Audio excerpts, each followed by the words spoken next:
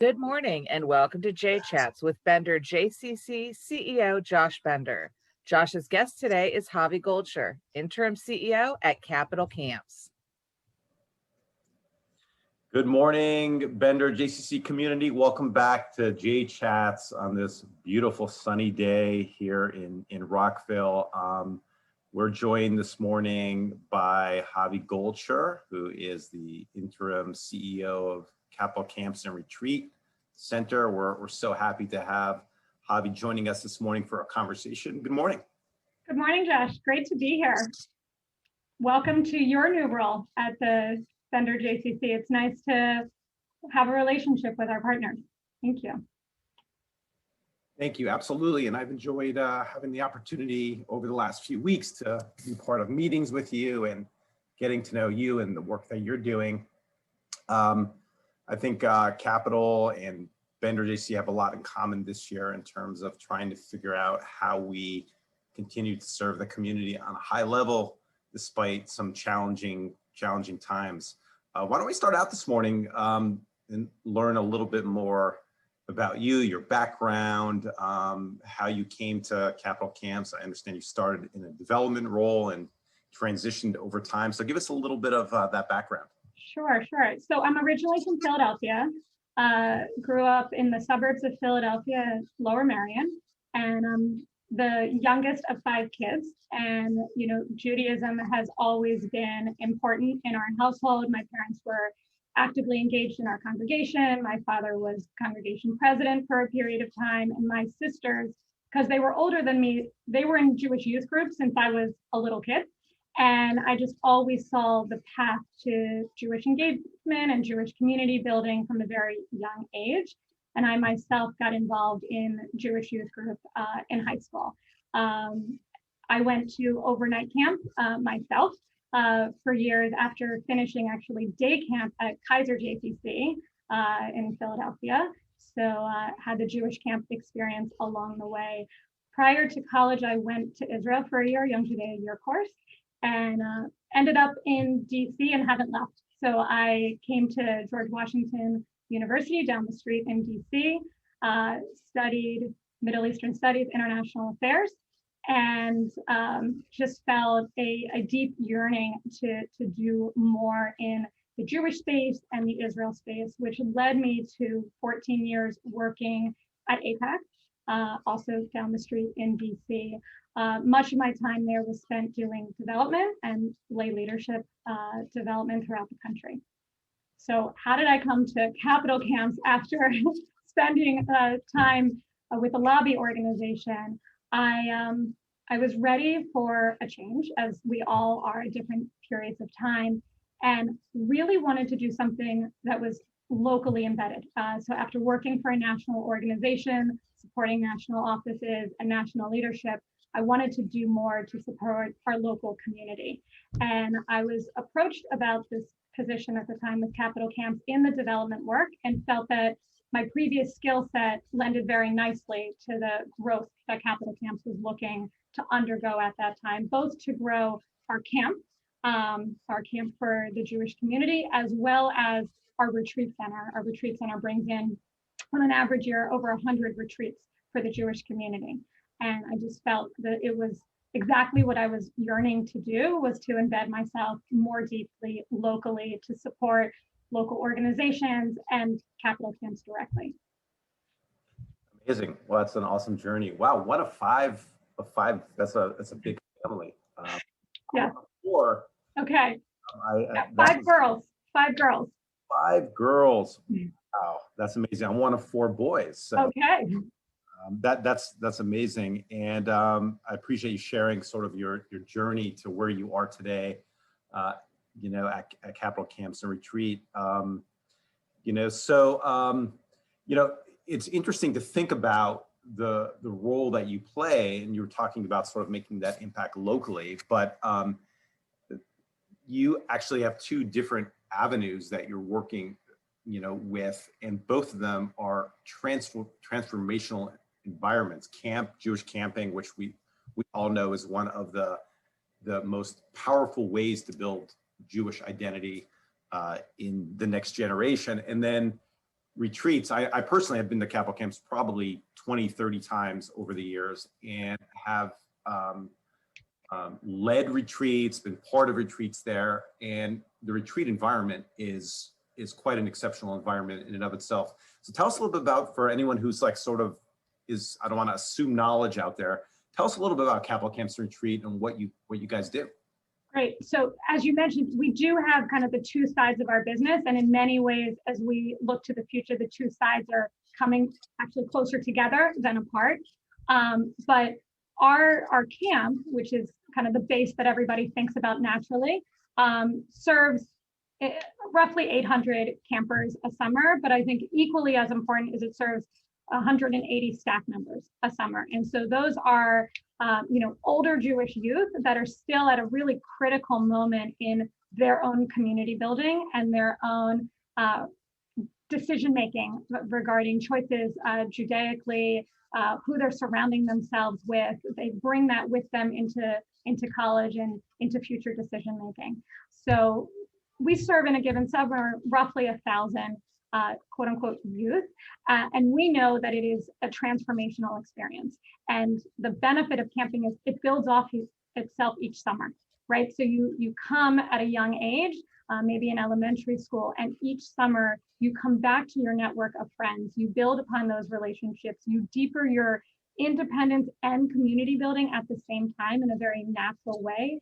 And you develop your Jewish choices and connection with Judaism surrounded by peers. So in your comfort environment, and you keep those peers for life. I don't know about you, Josh, but my camp friends are the people who stood in my wedding. They are the people that I am close with this day. We text often. And we have seen that now. Camp is 34 years young, and those connections with our camp community are very, very strong. We're really proud of that. The other side of our business, let's say, is the retreating side, which that's the September through early June business. And we are very fortunate to operate a weatherized facility that can accommodate groups all year round. And the facility, which is 270 acres, can really lend itself to any season. It's incredible in the summer because you can utilize the pool and the lake and the garden and the fields. And then in the off season, you utilize the nature trails and the connection with the space. And we have tons of indoor space for when it's really cold and you don't want to be outside. But I said before that we have over 100 groups that come to us. Those groups could be day schools. They are congregations. They are agencies, Jewish and non-Jewish, that come and utilize our space for all different purposes. So sometimes it's youth groups. BBYO comes to us and holds one of their largest gatherings each year. USY does as well. And other times it's simply that a company needs to have a retreat during the week and they want to utilize our ropes course and they want to just have a place outdoors to break out of the day-to-day. Retreating is so unique because it really provides an escape from the external environment, obviously not the natural environment, but the day-to-day, and it allows you to focus on the people you are with or the specific topics that you want to dive into in a very intensive way. We receive just unbelievable feedback that just the setting lends itself to the important types of conversation and mission-oriented work that these different groups are doing. I like to think about it as highly flexible. We can do anything from hosting a family gathering, a family reunion bar mitzvah. We have somebody in our community who brings 200 members of her family together every 2 years and does it in our space because we are fully kosher facility. And then we have schools in Baltimore that come and use us 5 or 6 times a year for all different age groups, for all different purposes. And it's just the flexibility that having a local retreat center provides, I think, is a gift to the community. And I don't believe that's a stretch to say.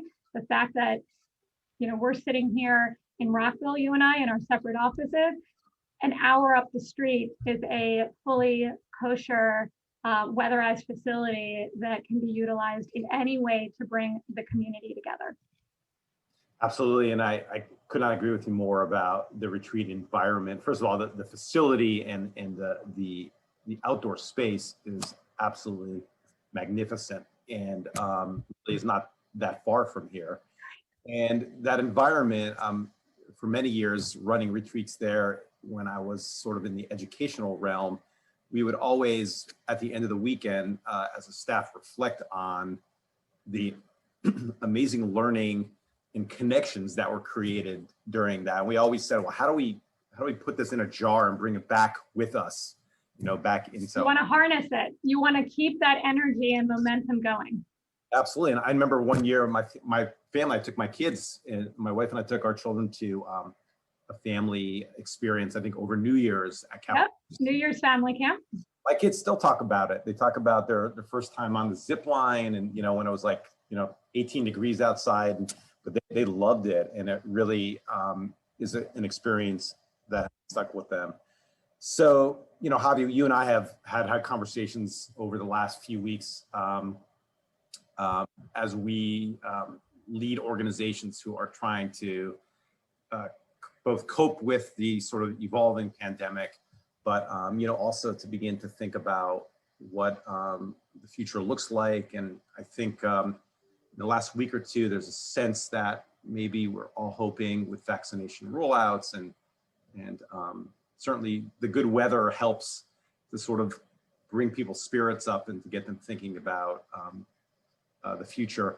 But let's talk for a moment just about what this year has been like leading capital camps and retreat, and what you've learned. What are the moments that have been hard, and what are the moments that have sort of kept you going and inspired you through this? And I know there's many of those moments as well. Right. I would say the emotions have run the gamut. I think as they have for everybody. We are so fortunate to have a camp family community that stuck by capital camps through just, the idea of canceling camp was unthinkable even at this point last year. And our camp community's strength behind us and partnership was irreplaceable, and really gave us the motivation to keep going, to keep planning, to keep looking towards the future. When we hit early March and retreat groups started hesitating, right before final shutdown, and retreat groups started hesitating, and we said, take care of your community first. We understand why people are hesitating. If you need to cancel, we are here for you. And how quickly they re-registered for another opportunity to return. It was not, we can't do this now, we can't do it ever, but we're coming back in the future. Certainly gave a lot of confidence for our staff. When we got to this coming weekend and essentially the world shut down and our business model basically came to a screeching halt, it was a pause for all of us. It was if there's not going to be camping and there's not going to be retreating, what are we? Who are we? Right? And it was really a pause for everybody. You talk about our hardest moment.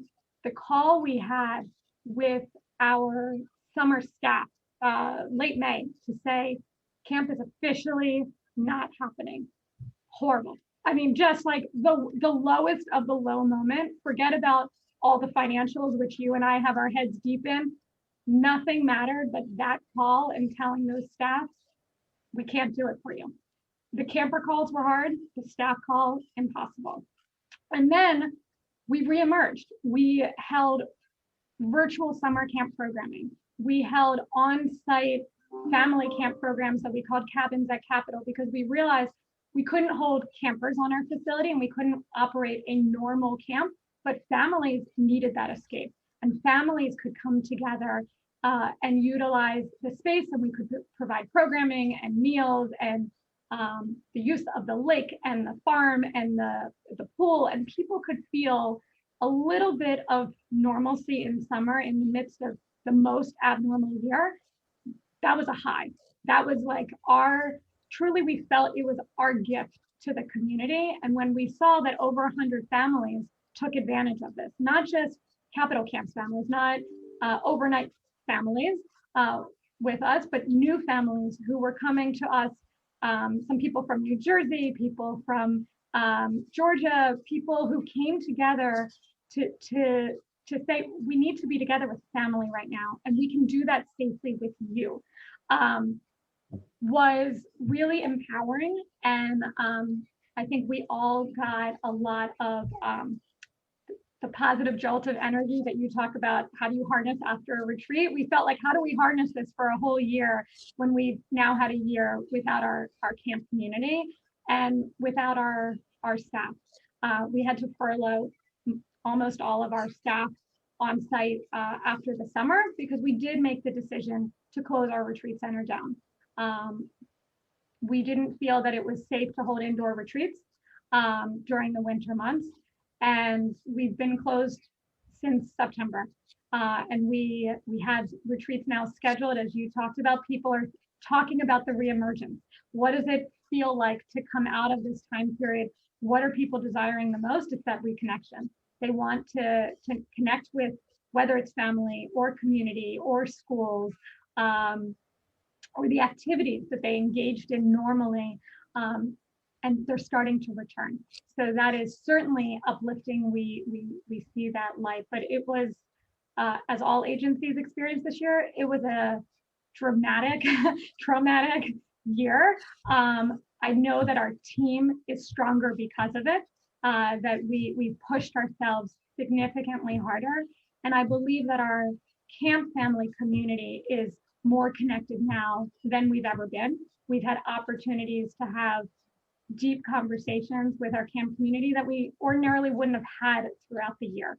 Our campers leave at the end of the summer, they return at the beginning of the summer, and that's really it, with a nice reunion in January. And this year, we've been connecting on a regular basis, and we really feel a deeper partnership with our families as we think about coming back together this summer, because it is a partnership. It's not just what do we want to accomplish, but what do our families need and how do we support them? Right. You know, it's interesting. I think about where you sit in your role, which is unique in terms of the way I understand your kind of leadership, your lay leadership, is that there is this sort of interesting makeup between the Baltimore Jewish community, the DC, DMV region that you serve as well. And that's like an interesting, when you talk about your community, you're really crossing multiple communities in terms of working with all of those groups. Yeah, so we are a JCCA camp, okay? So you're a JCC center and we are a JCC camp, and we are not directly associated or owned by one JCC. Some communities have a direct relationship and others have an affiliation. So we are affiliated with Baltimore community, Rockville, Montgomery County, as well as Washington, DC, Northern Virginia. I'm going down Richmond, Newport News, and Virginia Beach. So when I say community, it's an expansive community. And right. We actually feel that it's a strength of camp, that we have people who are coming geographically relatively close, but not so insular. And so our campers benefit from engaging with people in different communities, with different backgrounds, and everybody kind of comes to camp with different experiences and goes back, but we're still close enough that when it comes time to celebrating Simchas, people can get there quickly. You're not getting on a plane necessarily to make a bar bat mitzvah. And it's really beautiful to see that when someone has a celebration, everybody kind of convenes in to support one another. Right. Wow, it is a special attribute of the Capital Camps retreat community.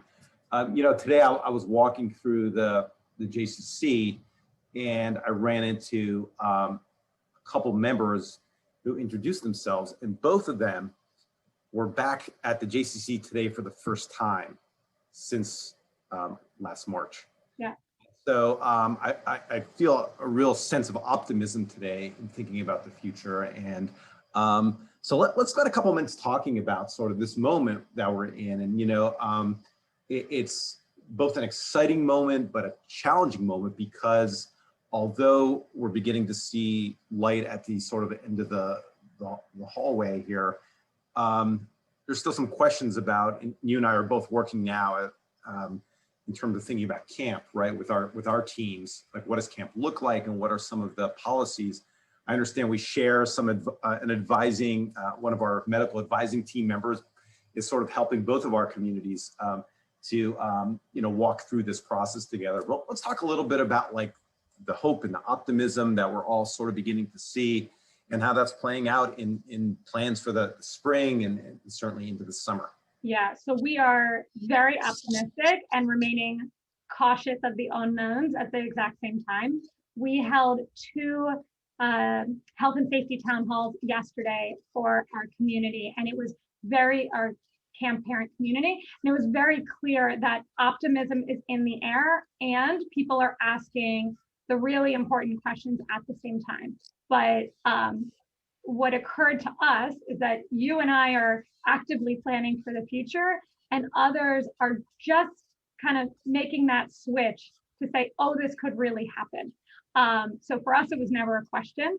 For us, Pennsylvania was never closed last year. We made the decision to close, and we know so much more, and we are planning with so many more support systems in place than we were this time last year. And the optimism is really there. I mean, our registration numbers are growing every day as families are really getting set on what does this next stage look like. Obviously, our returning camper numbers are very high, but as far as our new campers, parents are seeing this is happening, and it can be done safely if we make the right decisions. And we work with you, and they feel really good about the decisions that our camp and our facility collectively are making together.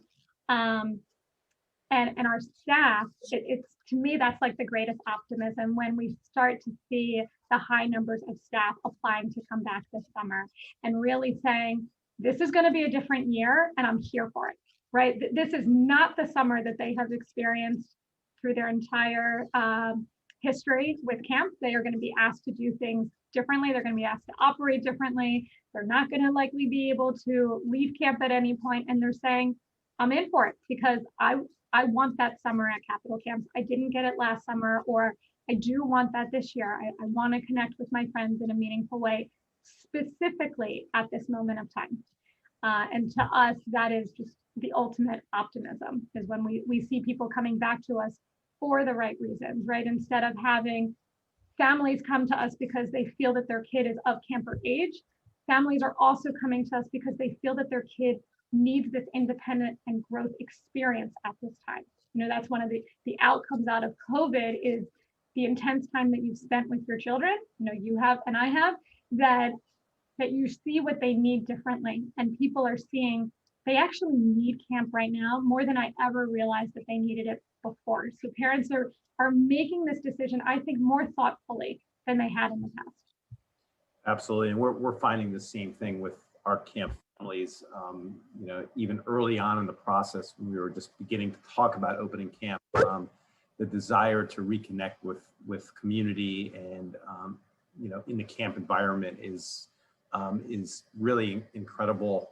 We were talking through some of the health considerations, and in many ways, overnight camps are a little bit easier to run, right? Once you have the campers there, you have a self-contained group, and obviously campers come in and out, and those transitions. And day camps are a little bit harder because you have people coming and going every day and all those things. But it is such a different place to be planning this year, and you and I both benefit from the experience, both from the medical community, but also from other camps who were able to operate last year, and their advice and best practices, what worked for them. And that's exciting. And for us, our preschool running this year right.